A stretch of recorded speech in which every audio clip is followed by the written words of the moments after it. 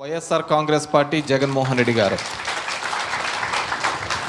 Party సంస్థాగతంగా ఎప్పుడు కూడా ఇంత పటిష్టంగా మళ్ళీ తయారు చేసుకోలేదు.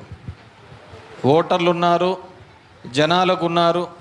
జనాలకు మేలు చేస్తే చాలు అనే ఒక ఆలోచన చేస్తూ పోయినాడు. కానీ జగన్మోహన్ రెడ్డి గారు కార్యకర్తలను అందరినీ కూడా ఏకదాటి మీదకి తీసుకొని పోయి చేయాలనే కార్యక్రమం గతంలో ఎప్పుడూ జరగలేదు. అది ఇప్పుడు మాత్రమే జరుగుతోంది. ఆ సంస్థాగతంగా దగ్గర ఈరోజు మెంబర్షిప్ కాదు ఇది చేసేది, చురుకుగా ఉండి పార్టీ క్యాడర్ మాత్రమే 18 లక్షల మందిని ఈరోజు వైఎస్ఆర్ కాంగ్రెస్ పార్టీ తయారు చేసింది. మిగతా పార్టీలు ఉన్నాయి, ఏదైనా సభ్యత్వాలు ఇవన్నీ కానీ అంటే స్టోర్ బియ్యం కాడికి వచ్చే నువ్వు అది చేయొచ్చనే కానీ స్టోర్ బియ్యం అని చెప్పి సభ్యత్వాలు చేసుకుంటున్నాడు. 60 లక్షలు 70 లక్షలు చూపించుకుంటూ పోతున్నారు. 60 లక్షలు 70 లక్షలకు సభ్యత్వాలు ఉన్న పార్టీలకు మళ్ళీ ఎన్ని శాతం ఓట్లు రావాలో అర్థం కాలేదు. కాబట్టి ఈరోజు మొట్టమొదటిసారిగా సంస్థాగతంగా పార్టీ నిర్మాణంలోకి చేస్తున్నాం. ఆ బలోపేతం దిశగానే ఎన్నో కమిటీలు వేయడం జరుగుతుంది, కార్యవర్గాలు వేయడం జరుగుతుంది. కాబట్టి మనం అందరము కూడా ఈ కార్యక్రమాల్లో చురుగ్గా పాల్గొనాలి. పార్టీ కోసం మహానిషులు ఫైట్ చేస్తూ ఉండాలి ఎక్కడే కానీ. ఎందుకంటే మన పార్టీ ఎక్కడా తప్పు చేయలేదు. ఇచ్చిన ప్రతి హామీని నిలబెట్టుకోలేనే ఒక ప్రయత్నం మాత్రమే చేసినాం. గతంలో ఎవరే కానీ ఈరోజు కూడా చంద్రబాబు నాయుడు చాలా హామీలు చెప్పినాడు, ఎప్పుడు నెరవేర్చలేదు.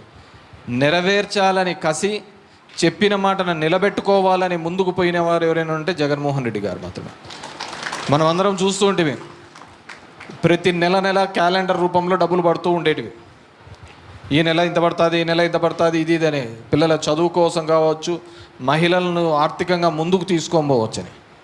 ఈ దేశంలో ఎక్కడా లేని విధంగా ఏకదాటిగా 31 లక్షల ఇంటి పట్టాలు ఇచ్చిన వాళ్ళు ఎవరైనా ఉన్నారు అంటే అది ఒక్క జగన్మోహన్ రెడ్డి గారు మాత్రమే, వైఎస్ఆర్ కాంగ్రెస్ పార్టీ మాత్రమే. ఈరోజు మొన్న చంద్రబాబు నాయుడు మొదలుపెట్టినాడు. ఇంతవరకు ఒక ఇల్లు మంజూరు చేయలే, కానీ వేరే వాళ్ళు ఇల్లు చేసిన దానికి పోయి నేను కొడుతున్నాడు. మన నియోజకవర్గంలోనే చూసుకోండి, ఈ దఫా 12,000 ఇల్లు ఇచ్చినాను పోయినసారి, అంతకుముందు 12,000 ఇండ్లు ఇచ్చినాను. ఊర్లు కట్టినాం. మనం కట్టేది ఇండ్లు కాదు, కట్టినది ఊర్లు కట్టించినాం. దగ్గర ఇప్పుడు అవన్నీ చూస్తే ఒక 15,000 ఓటర్లకు తయారైన పరిస్థితికి తీసుకొని వచ్చినాం. ఎందుకంటే అది మన ధర్మం.